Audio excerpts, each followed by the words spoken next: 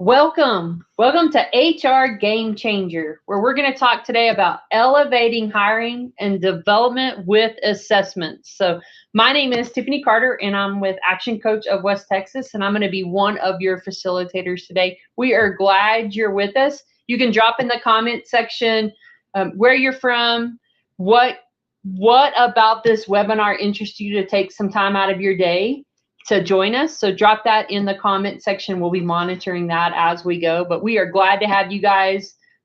Keep dropping those in the comments. We're going to have a great time today. I don't know about you guys, but it's cold where we're at. We're going to warm that up with some great information and some great conversation today. Go ahead and keep dropping that in the comments. So I am one of your facilitators today. The other two, y'all are in for a treat. We're going to have Donna Kapmeyer, who is the firm owner of Action Coach of Coastal Bend, as well as Rory Shepard, our firm owner here at Action Coach of West Texas. So we're all going to work to add some value to what we're going to give you guys today. I'm excited for what these two have to share with you as well.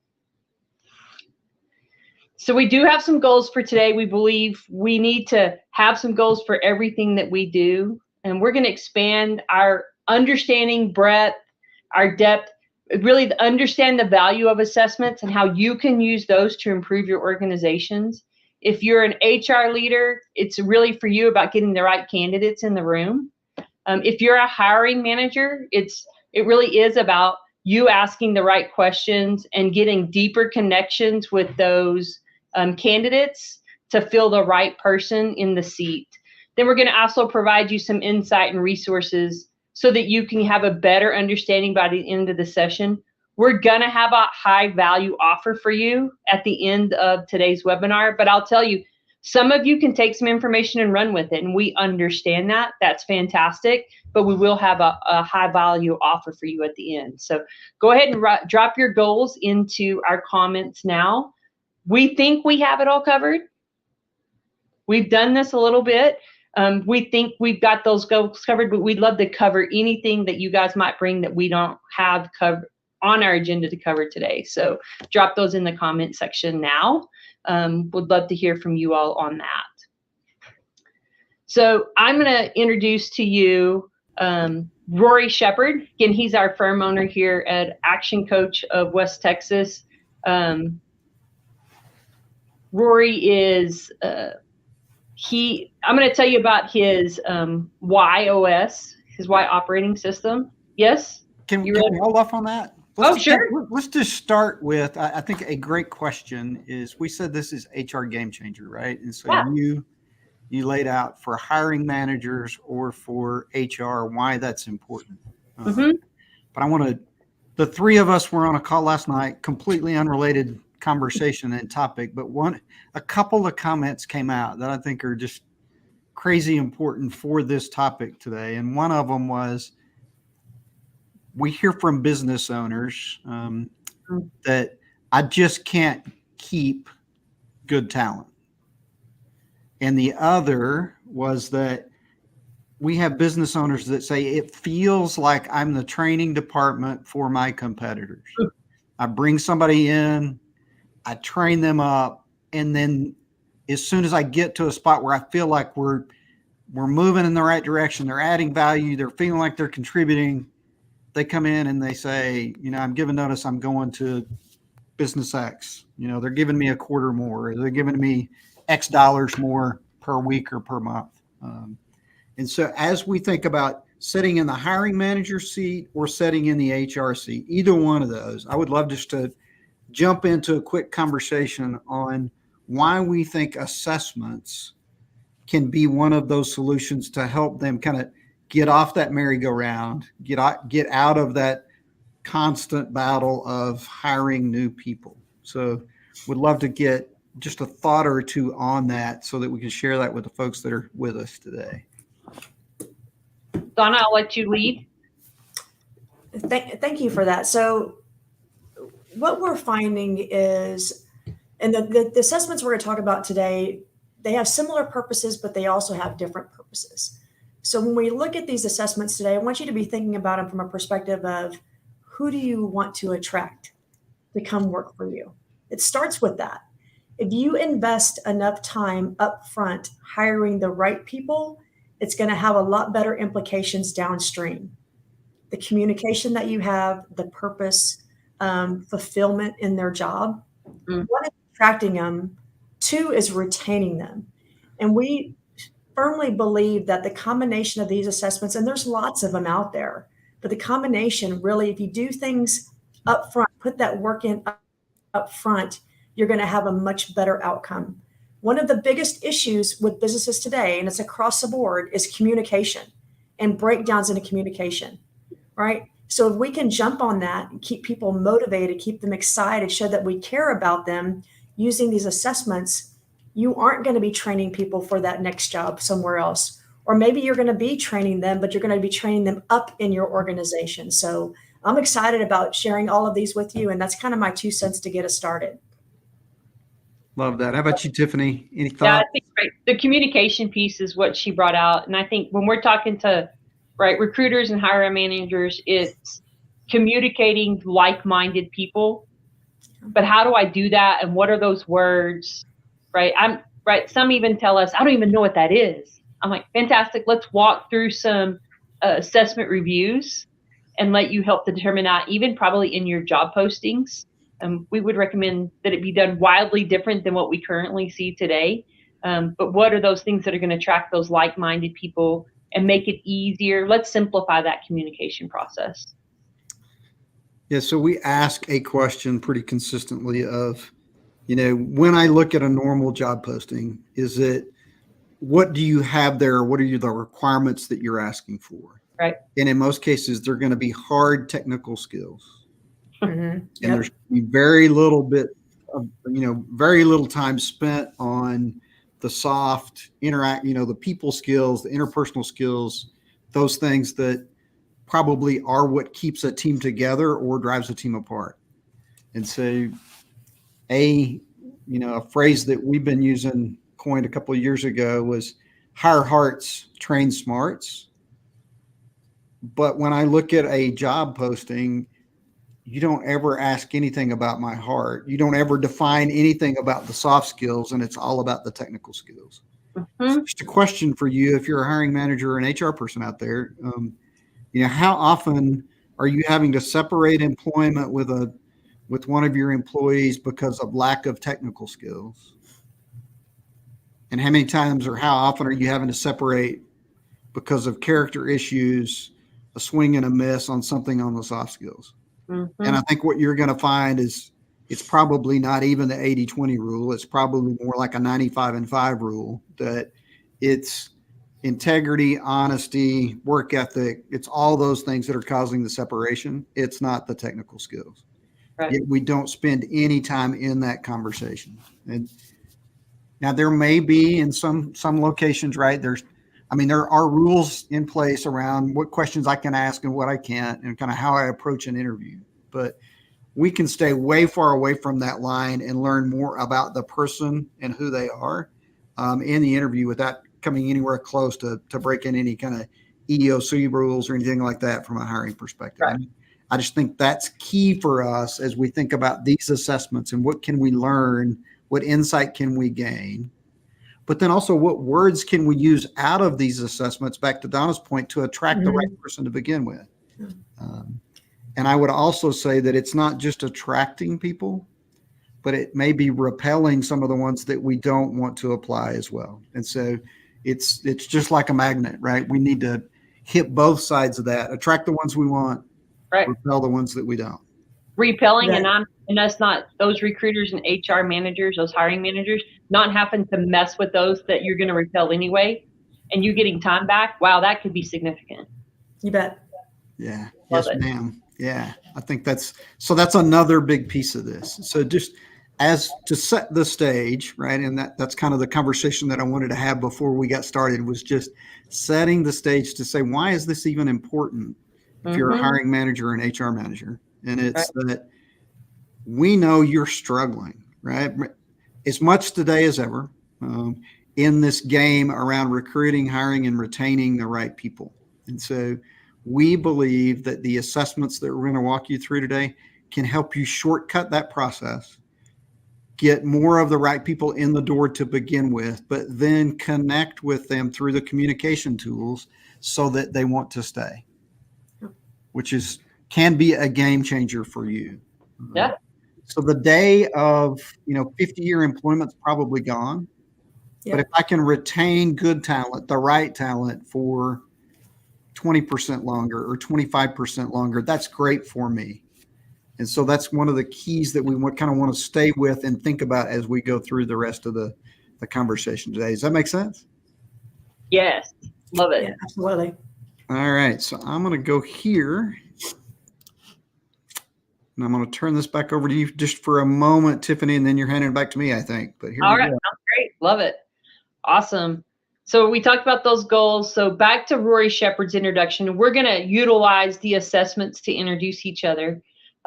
Rory is a guy that believes in making things simple. It oozes out of his body. It's how he is wired. But he wants to make things simple so they're useful and easily understandable.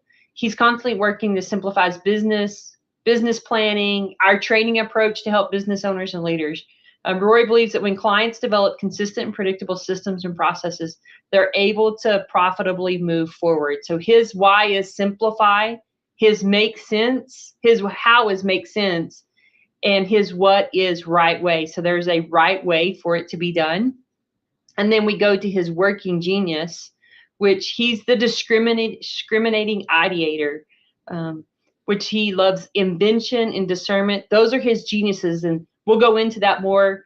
But those are his geniuses. His competencies are wonder and tenacity, and his frustrations are enablement and galvanizing. So he's a creative, intuitive, and confident generator of new ideas. He uses his instinct and integrative thinking to solve real problems. And that's who he is all day, every day. So lots of fun there. I'm not sure I would have done a better job at describing who I was. So thank you very much for that too. That was fantastic. So Tiffany kind of walked you through our goals for today, and it was really around this idea of getting a deeper understanding of some of the assessments that are out there. So many of the HR folks, the business owners that we talk to, they have one or two assessments, but oftentimes it's only one assessment that they use. So I use Myers-Briggs, or I use DISC, or I use an assessment that the singular one that is our business or our organization's assessment. One thing we want to expose you to today is that, and Donna said it earlier, there are a number of assessments that are out there that have different purposes. And so part of the conversation that we would have with you as we moved forward and kind of making a recommendation around an assessment would be what's the purpose that you're trying to achieve, and what is the best fit that goes with that. And so there are some here on the left-hand side around behaviors and personality, whether that's DISC, we use another tool called Motivators, emotional intelligence, positive intelligence, the Thomas Kilmann conflict tool, visual, auditory, kinesthetic. So how do you learn? What are your learning styles as well as your communication styles? Talked about Myers-Briggs, Enneagram. We use a lot of folks on the faith-based side use Enneagram. So those are all personality or behavior assessments. Each one has a little bit of a different focus and twist. So we would have a conversation around which one is the best one for you. We're going to walk through our favorites today, which are DISC and Motivators. In the purpose set is Working Genius and YOS. So what is that purpose for you? And then StrengthsFinder, that's what Clifton StrengthsFinder 2.0. It's been out there for a number of years. That's another very good one around connecting who you are, kind of how you're wired to your purpose. And then this is a very short list on the productivity side. Working Genius could be one that we would also put in that productivity space. But again, don't want to completely overwhelm you or have a, crazy deep conversation at this point, other than to say there are a very large number of assessments that are out there, and we want to connect you with that assessment that makes the most sense. So I get the opportunity and the privilege to introduce Tiffany Carter, which we've already been listening to and talking with today, but a little more detail on Tiffany, again, looking from the YOS perspective, that Y operating system. And so this is based on Simon Sinek's golden circle of why, how, and what. And Tiffany's why is a better way. And so Tiffany is always seeking a better way to do things. And how she does that is not only there's got to be a better way, but there's got to be a simpler way for us to approach that, so that I eliminate steps, eliminate potential for failure. And what she will bring is a challenge to the status quo. So if you take better way and simplify, and you say the way we're going to experience her is through this idea of there's always a challenge, there's always a question. What is that better way I can do things? You're going to get high value, not when you're exactly like Tiffany, but when those are things that question of, is there a better way, doesn't come to mind at the as your first alternative. Tiffany is a great resource for you that will always be seeking that better way, looking to simplify, and then challenging that status quo. Tiffany is an intuitive activator. So from a working genius point of view, her two geniuses are discernment and galvanizing. Her competency, so those things that she's good at, but could be a little bit of a struggle over time, if she had to do it for an extended period of time, are tenacity and invention. And then her frustrations, those places where if she has to do it for any time at all, or she has to dedicate time to these so that she doesn't burn herself out, would be in enablement and wonder. And again, Tiffany's going to walk us through a little bit more detail on working genius, but Tiffany is that intuitive activator. So that discernment and galvanizing is choosing that solution to say, yes, that's the one that we need to do. That's the product or the solution, the activity that we need to pursue. And then galvanizing the team to say, let's go down that path. Let's get this done, and rallying the troops to make sure that that happens. And so I'm going to bring Tiffany back on, and she is going to walk us through a little more detail around the pieces related to DISC, and walk us through that detail. And then she will walk us through working genius. Thanks, Rory. I do always understand myself better after every introduction. So thanks for that. So we're going to talk about DISC. Some of y'all are familiar with that, right? People ask Enneagram, DISC. We prefer DISC. We pair it with motivators. But what is DISC? I think there's some confusion on what DISC actually is, but it's your behavioral styles to that of others, right? How do you adapt your behavioral styles to that of others? It helps you understand that.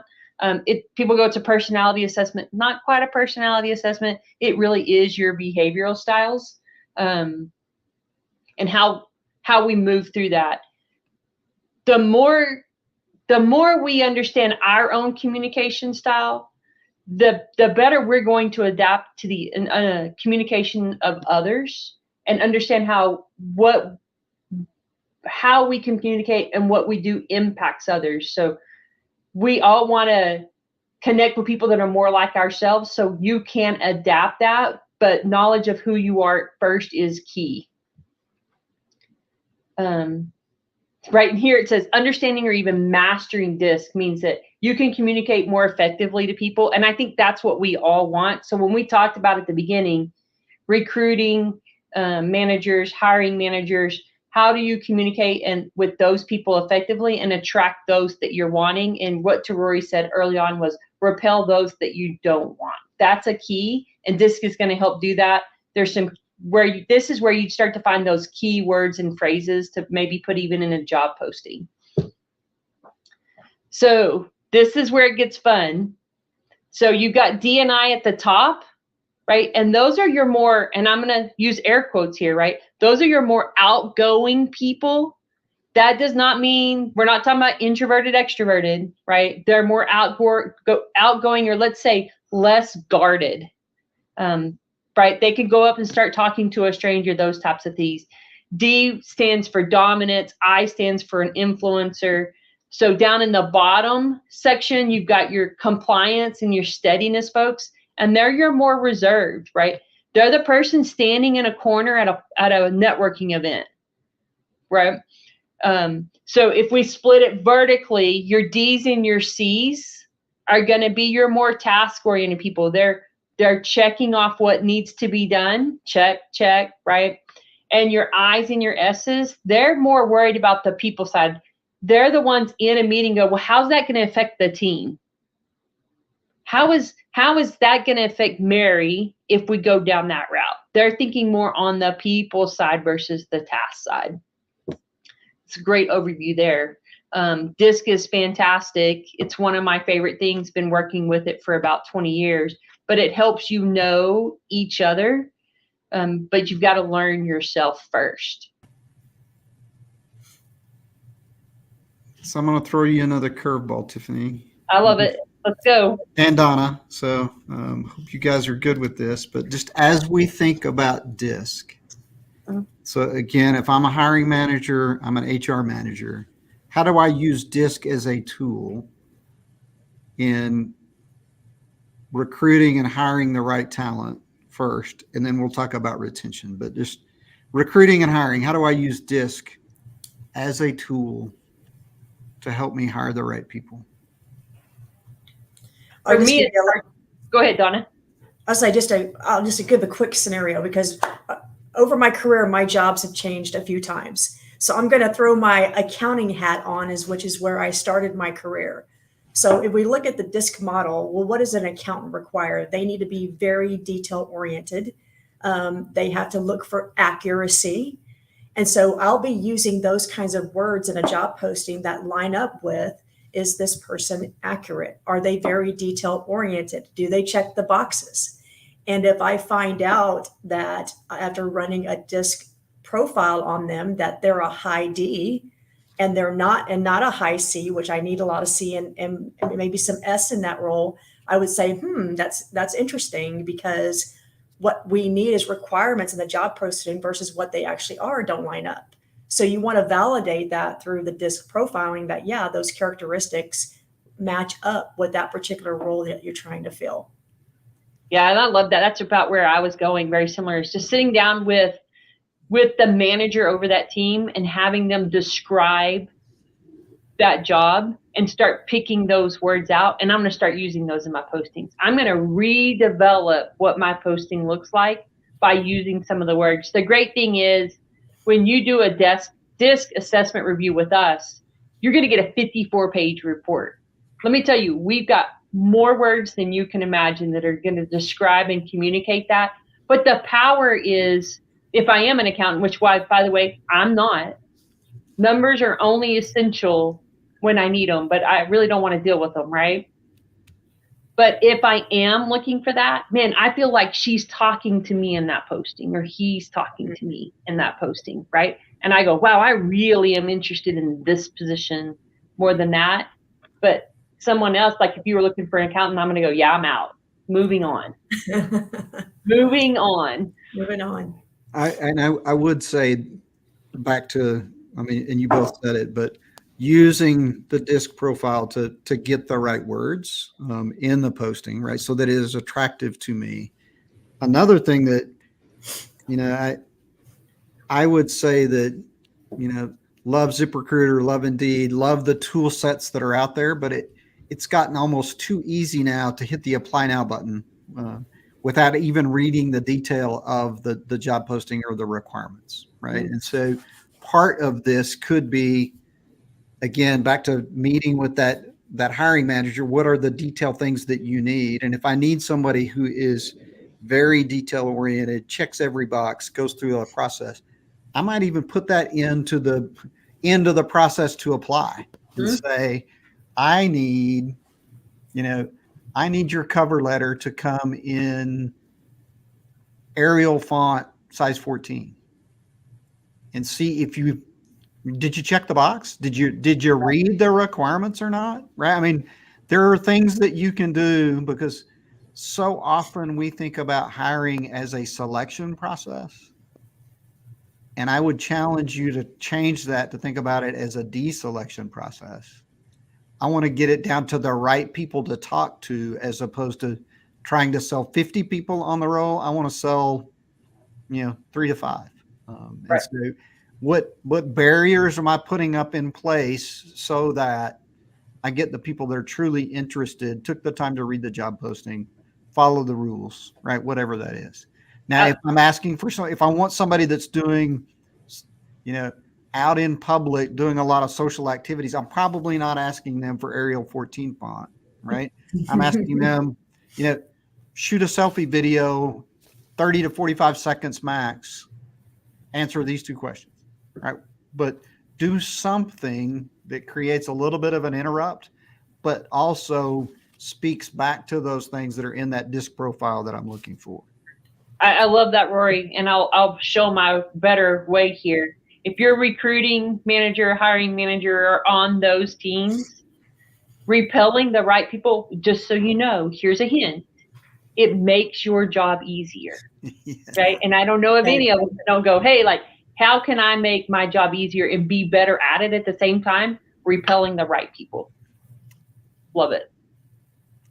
All right. So hopefully that helps. This idea of using DISC as a tool, whether I'm giving you that, I get down to my final 3 candidates, I do that assessment then, but early on in the process, I can use the language out of the assessment to start targeting the right people in my posting.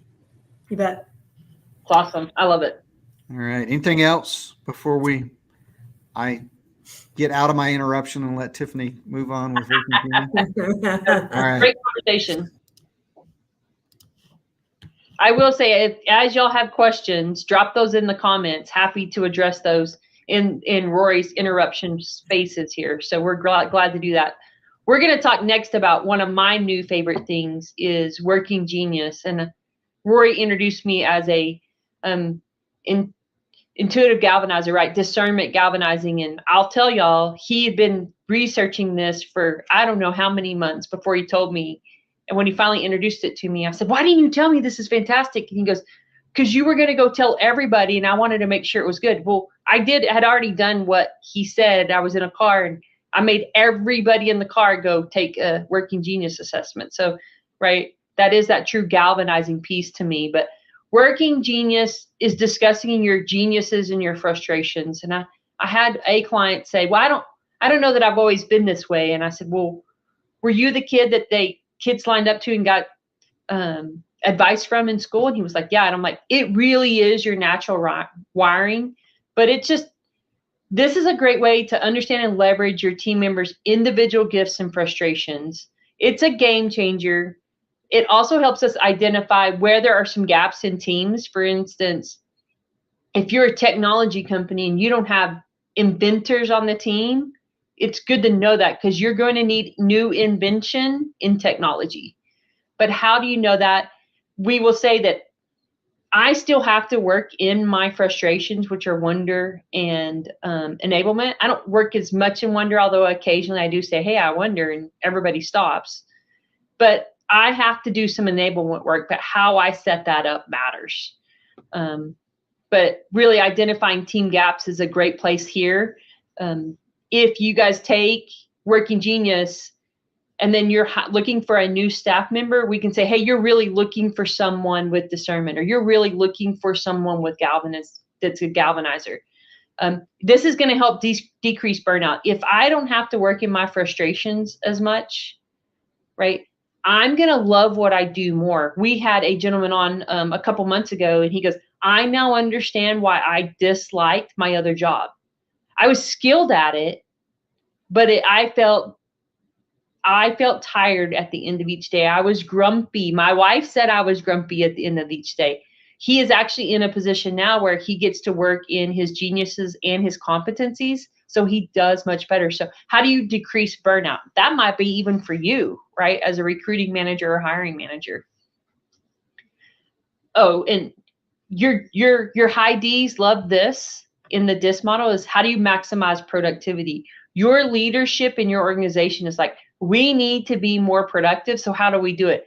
You could be the hero and saying, hey, I've got a tool that we can utilize to maximize productivity. it will work, because we may have to move some of the seats on the bus and get people in those seats to maximize that, but you will do it with a ton of knowledge. And we love this one, right? How do we improve team meetings? You can raise your hand. You can put it in the comments, right? Team meetings drive me crazy. Well, how do you improve them? There is a model within Working Genius on how to perform team meetings, and it really simplifies the process and will reduce those frustrations there as well as the next slide, which is we're going to increase innovation. Working Genius is the 6 geniuses that it takes to get work done. And we need to identify that and set our meetings up differently. So the first one is wonder.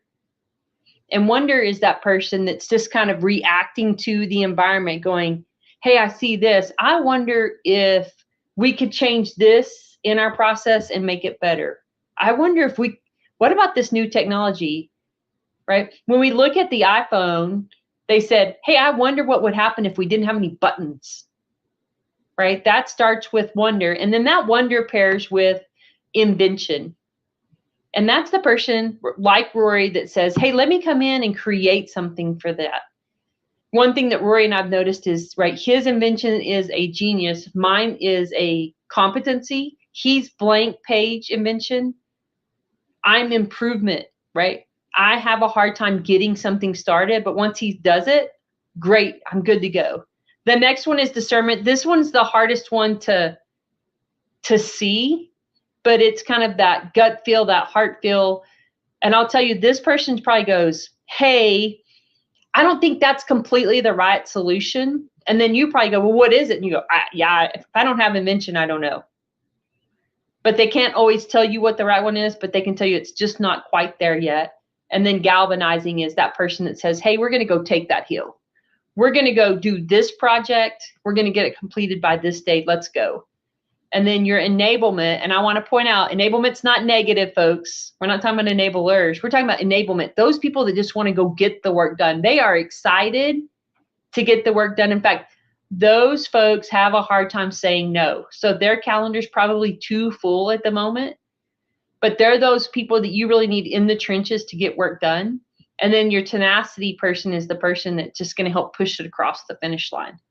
What do we need to get this project finished. We said this date, we're going to get it finished. So that's a high level overview of Working Genius and what the model is. I will tell you that the top 3, wonder, discernment, enablement, they are, I can't even think of the word, right, Rory? They're reactive. They're reactors. Thank you. And then the bottom 3, invention, galvanizing, and tenacity, they're more disruptors in the environment. But you can really, knowing someone's Working Genius, their natural gifts, and utilizing that to fill the right seat and recruit can be key for an organization. So that was kind of where I wanted to go for just a second, was just, again, look at this tool and say, how do I use it? Or what's the value of this assessment in both hiring and recruiting, but also in retention? I do want to call out what you just said around getting, I probably have the right people. I could have the right people on the bus, but they may not be in the right seat. I'm asking them to do very detail-oriented, tenacity-based work which is around implementation. Right. When their giftedness is up in wonder and invention, which is around ideation and getting things started. And so they could do it and they may be good at it for a period of time, but it is going to create burnout. Mm-hmm. But now let's just talk, Donna or Tiffany, just as you think about using this tool to help you on the recruiting side, is this, again, just language that I'm using in the postings, or how else could I use this to help get the right people to raise their hand and repel the people that I don't want? Well, I think it starts with identifying what do we really need in that role. It helps. I think it gives and it's not necessarily the words, but it gives me a better feel of what that persona needs to look like, which also allows me to know it when I see it. If I don't know what it is, it can walk right in front of me. You and I have talked a lot, the three of us have talked a lot about some of the best hires never filled out a job application because I know them in the environment and filling that out. But just even in a hiring process, being able to ask what do they truly derive energy and joy from is going to let me know, is this the right fit for them? But you, Donna, any thoughts? Yep. No, just to reiterate, right? It's about the messaging. The words aren't always like intuitive as far as using those words, but if you use the definition, like about you seeing things like tenacity, about seeing it through the finish line, to the finish line, getting it over, seeing it through completion, using the language around that to get to, I need somebody who's got tenacity, right? Or I need somebody who's creative and invention. So using those kinds of words that support what you're looking for is really key. And then really finding out where are the gaps when you actually, if you get them on board, right? One is the recruiting side. The other is now I've got these people on my team. Where do they all fall? We don't know. And where are the gaps and where can we plug and play and say, yeah, we don't have anybody who has, I was working with a client the other day. Nobody on the team had tenacity as one of their working geniuses. Oh, we've got a problem here, right? We've got a problem, right? So yeah, everybody's like, yeah, let's go and do it. And then it never gets done. It never gets seen through completion. So even great in recruiting and using the language up front ahead of time, great with your existing team and finding out where are we excelling and where are we falling short and what do we need to do to get better. Right. And I think it's great to utilize, right, like what you were saying about what are the needs that we currently have. I was speaking with a client and she goes, well, nobody ever comes up with good ideas on our team. Nobody has invention but her. Right. So she was frustrated that they were just getting the work done and getting it finished, which most people would say, hallelujah. Right. She was like, but I'm coming up with all the good ideas. And I'm like, well, you're the only one with invention. She really completely changed how she saw her team. Yeah. And then now when she needs to replace someone, she can go about it a little bit differently. Yeah, but or not, or just enable ET on there. Yeah, and she went from being frustrated with them for never having an idea to realizing that no, that was her role, was to create. Right now, her role is to create those great ideas that they can discern, and then they can choose the one that they want to go after and get it done. Yeah, fantastic. Love it. All right, anything else? All right, makes a ton of sense. We're about to bring Donna on, but I'm going to let Tiffany introduce her first. Awesome. I love some Donna Kapmeier. As you can see, Donna's why is contribute. She wants to contribute to a greater cause. She is in it for the people. She really wants to help people get better, society get better. How she does that is she goes about and makes sense of things. She's great at explaining it, getting into the details and helping people understand that. And then what you experience with Donna is she's really just going to simplify the steps and process. Her background, right? Lean Six Sigma, those types of things. How do we make it work better? As you can see, all three of us have Simplify. I think that's why the three of us click pretty good. But that is Donna's why operating system. And I knew this pretty early on with you, Donna, but spending time with you in Nashville, she is the enthusiastic encourager. What does that mean? She's enablement and galvanizing. So she wants to help you get the work done, but she is going to cheer you on from the sidelines, from afar, from up close, however that is. Now, her working frustrations are invention and tenacity. We talked about that a little bit before we jumped on this webinar. She needs some assistance with that. It's a big frustration. If she spends a ton of time in it, overwhelmed tends to sit in. But her competencies are wonder and discernment. So she's great being in those just as long as she doesn't have to stay in those too long. So little oversight there of Donna Kapmeier. and she's going to walk us through the Y operating system. Awesome. Thank you for that awesome introduction. So yes, I think I get the best one of all to get to talk to you about today. So I'm a little biased, but so let's talk about the Y operating system, WHY operating system, and just how important it is for you and your team, and really how this is a game changer for your organization. The assessment was created by Dr. Gary Sanchez, who happens to be a dentist, and he is the founder of the Y Institute. And it's about, really unleashing your purpose in life and in business. And when I first took this assessment, I found it really life-changing for me. Deep down, I knew what my purpose was, but I didn't have the words to really articulate it. In the Y operating system, you get the language to be able to articulate your purpose in life. What's interesting is that often we focus on what, when we should start with why. And if you think about conversations that you've had with people, hey, what do you do? Well, I do blah, blah, blah, blah, blah, blah, blah. But rarely do you ask, hey, well, why do you do what you do? It's always about the what, when you should really be starting with the why. What this does, it ensures that you and your team better understand each other. You talk about getting the right people on board and getting the right people in the right seats and positions in your company. And it's, again, at the end of the day, about alignment. You're ensuring that your team, what they believe and their motivations resonate with your vision and your mission. So Rory mentioned Simon Sinek a little bit earlier about the golden circle, and he says, start with why. Tony Robbins says, when you know your why, you'll know how to live. Frederick Nietzsche says, he who has a why to live can bear almost anyhow. Good old Mark Twain says, the two most important days of your life are the day you were born and the day you find out why. Now, there are 9 possible whys, and we have all of them in us, but some are ranked higher than others. And we're going to walk through each one of these 9 briefly. No coincidence. Number 1 is contribute, which happens to be my why.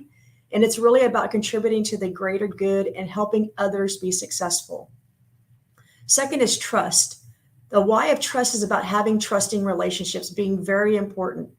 I need to be trusted. I need to be able to trust you. And when that trust is broken, it's going to cause some problems. For those who have a why of make sense, which happens to be my how, it's about making sense out of complex issues and being able to break them down into an organized manner or fashion.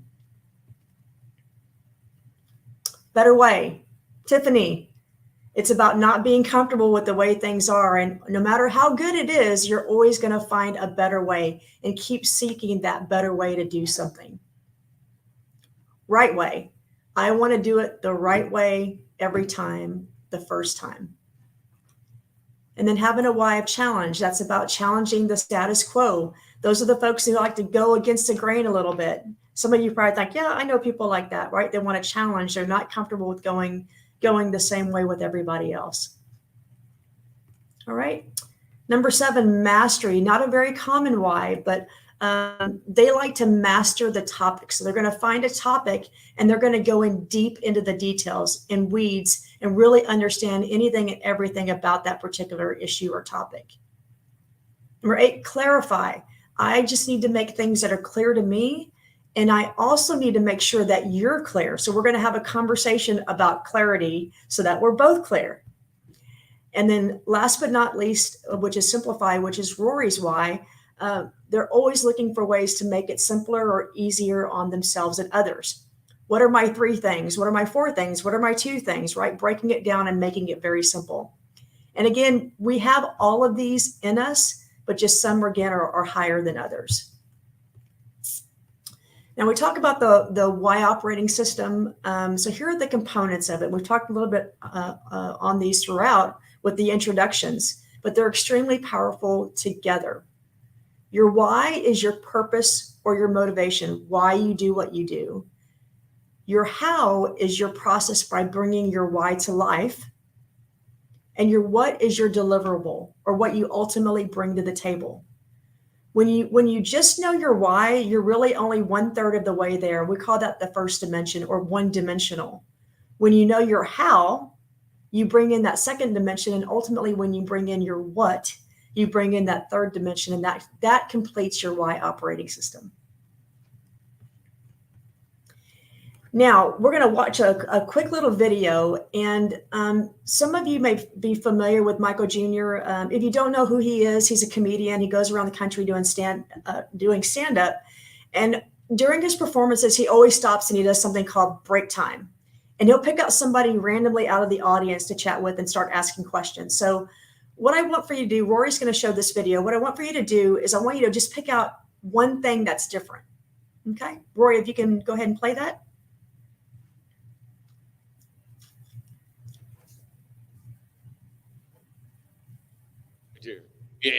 Yeah. What's your name, bro? Daryl. I'm gonna need you to slow down with all that, bro. For real, you scaring the white people. You can't do that, Daryl.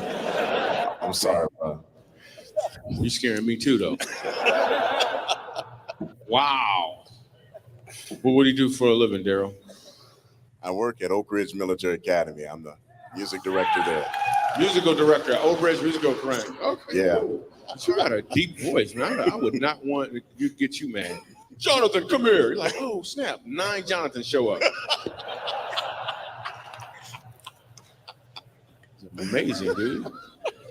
So you're a musical director. Cool. Yes, sir. All right, so let me get a couple bars of like Amazing Grace. Can you do the first part of that? We didn't plan this. Just so y'all know, we didn't plan this at all. I'm just randomly talking. Go ahead. Amazing grace, how sweet the sound that saved a wretch like me. Wow. That bro could sing. You know what I'm saying? All right. Now, once you give me the version, is if your uncle just got out of jail, you got shot in the back when you was a kid. I'm just saying, let me see the hood version real quick. If you know which version I'm talking about, just see if that exists. Let me see what you got. Amazing grace, how sweet the sound that saved a wretch like me.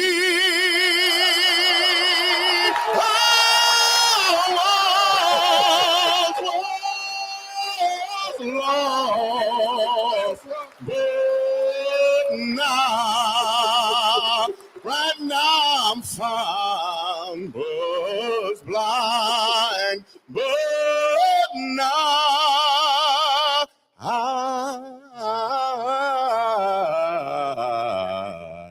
I see.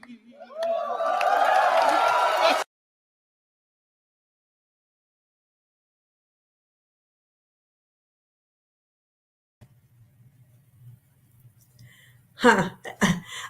Every time I watch that video, I just get chills. And if you were able to pick out that one thing and think about it, the first time he sang, he was singing with his what? The second time he sang, he was singing with his why. And when you know your why and you live by your why, it's amazing how your perspective and your outcomes can change. That, my friends, is the why operating system. Any feedback on that, Tiffany or Rory? Yeah, I think, right, you nailed it with the last, right? It's instead of operating in my what, it's operating in my why. But when we relate that back to you as an HR recruiter or you as a hiring manager, what does that mean? And the why, the how, and the what, they all matter to finding that right fit. Right, I'll just speak for myself with the Better Way. I wish I'd known this so many years ago, because I could go back in and go, hey, I'm a Better Way challenge person. So I'm a disruptor. Just know, like, if you don't want somebody to be disruptive, with that stuff, like don't hire me, right? It would have made things a little easier because now I understand myself better, but it'll help you as a recruiter or hiring manager to find that right seat and go, hey, like we already have 10 of you. We need somebody maybe it's just to contribute, right? And I don't say just contribute's great, simplifies great. You need to know that as you hire, and what do you need on the team?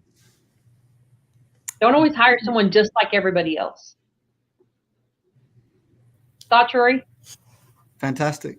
You guys are awesome, and I'm glad that y'all are contributing in a better way, and I'm not. So,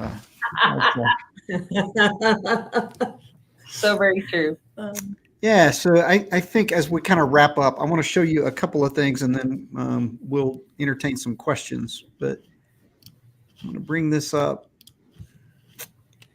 and just so as we all the way back now to that first slide that we showed that had all the different assessments on it. So as soon as you start taking multiple assessments and having more information on your team, and this is really more on that retention side as opposed to the hiring or recruiting side, but I want to be able to look at Tiffany Carter, but see all of her on one sheet of paper and just say, what is her operating system? What is her working genius? What is her DISC profile? What is her motivators? What are those key values that motivate her? But then I can also layer in other assessments like Myers-Briggs, Enneagram. I can know that she's a kinesthetic learner and a kinesthetic communicator. And so I can approach her in a different way than if she was visual or auditory. So as we look at our full team, right, I'm going to want to be able to have a placard or a one sheet that just says, and this is all the things that I know about Tiffany, so that I know she's a discerner galvanizer. She's an introverted, an introvert with judgment, right? So she's an architect. On the Enneagram side, if you're familiar with that, she's a reformer, right? But I can start putting those layers on together. They don't compete with each other. They complement each other and add on. Right. The other piece would be that I can also take a team map and look at my full team and look at things like DISC and Working Genius, YOS, and see things that, again, back to Donna's point earlier, where are those gaps in my team? Right. Where are those things that are complementary? And how do I change the way that we communicate when I'm looking at those things that are on the, across the team and saying, for our team, we've got on the adapted style on DISC, we've got more than half the team that's task oriented. We got about half the team that's people oriented, right? But I can look over here at YOS on the far right-hand side and see that we've got 4 people on the team with Simplify, and we got 4 people on the team with Contribute. And so those are core foundational things for us. And so we should be attracting or looking for clients that need those kind of things from us as a coach or a service group. I love it. And Rory, I would call out too, I got this question from an HR manager a couple weeks ago, and they said, right, that's some expense up front. I would recommend do your teams first and know where your gaps are in your teams. But I had one so you want me to spend this money on a candidate, and you mentioned it earlier, right? It's probably your top couple. You're gonna use some of the tools to get to that point. But yes, wouldn't it make sense to spend a little bit of money up front to get the right person in the organization? Because I don't know about you guys, but once you get them on, it's very difficult to get them out. Mm-hmm. But to find the right fit and to retain talent long term, yeah, it makes a ton of sense, right? You're talking about spending less than $1,000 to save $40,000, possibly more. Yeah. Man, that makes a ton of sense to me. Yes. Yeah, so as we're kind of getting close to the end, I want to make sure that we give ourselves plenty of time to talk about a couple of offers that we want to extend out to the folks. Any closing thoughts, just a minute or so, just on the 3 tools that we covered, the impact of that and how it can be game changing for you, or it has been game changing for you now that you know this about yourself, your team, others. Donna? Yeah, I'll say it tells a story. These are all about telling a story. And it's amazing if you use this up front, if you use a combination of all of them up front, even if you don't know that person, right? Typically, you're interviewing people, you don't know them. You can look at these assessments and really understand a whole lot about them before you even really interact. And so using it up front, because the cost, right? The cost of bringing on the wrong talent is so expensive, and what it can do for your existing teams when you do bring the wrong person on, right? Preventing that from occurring. And then also really, I'll go back, we talk about gaps with your existing team. Where are those gaps at, and how can we leverage this to identify we need to bring on this kind of person because we don't have that skill set today, right? So upfront and in existing communication, right? Number one issue is communication with your team and across organizations. And this is a great way to improve that. Right. I love it. I'm going to show my challenge a little bit, Rory. And I would say we hear every day how it's harder and harder to recruit and retain great talent. So I would say, I'm going to challenge you, do something different. Yeah. If I'm doing the same thing I've done all these years, I'm going to get the same results, right? I'm still going to have frustrations, right? I would just say, try it. Try something different to get a different result. It is crazy the impact it'll have. Hiring is the most important decision that you make. So you either reap the benefits of the right hiring decision for a very, very long time, or you pay the price for the wrong hiring decision for a very, very long time. Oftentimes on both sides, long after that person has left, you still feel the ramifications for that. And so I would say take the time to make the right choice and use tools that are at your disposal so that you can do that in a way that's the most effective. Love it. So we are going to close with just an offer that really is around that first step that Tiffany talked about, around doing the assessments on your existing team, knowing what you've got before you go out and make that first hire. Right. So Tiffany, I'm going to let you do your bit and do a little galvanizing here. Yeah, this first set is you want to do an individual assessment on your own. This includes a 30-minute call with us to go over to review the assessments with you. So this is today only pricing, but if you want to do just the Y operating system, you're like, hey, Donna explained that so well, I've never heard of it, want to give it a try. That today is $225, including the call. If you wanted to do Working Genius only, that's priced at $110. And then the Disc Plus Motivators is $175 today only. I will tell you, you could probably go out and buy that on their websites cheaper. The value is we have studied and implemented these with so many teams. You're going to lean on our knowledge in that 30-minute call. And then you can always follow up with questions, but you don't have to figure it out by yourself. You have us to do that, right? So there's a ton of value there. And then now on team assessment and coaching. So if you want to choose 2 of the 3 assessments for a team of 5, that's a 2-hour coaching session with the whole team, which we're going to talk about individuals and then how do we work together and get better together. That's YOS, Working Genius, and Disc Plus Motivators. So you're going to choose 2 of those. You're going to get a little bit of a discount by doing that today. So it's $2,250. And then if you want to do all 3 assessments, that's today only. By the way, those prices are the same, folks, right? You can get all 3 of those for a team of 5 for $2,250 as well. So Rory's going to drop some links in the comments. You can reach out to us individually to purchase those assessments. But you could be doing those calls as early as next week once we got those assessments back from your team members. Tons of value in it. So I highly recommend it. Don't do something different today. Do it different. Fantastic. I would just say I've had a ball for the last hour. Hope this is valuable for you that are out there that are watching. Donna and Tiffany, as always, thank you so much. Thank you. It was a blast. Appreciate it.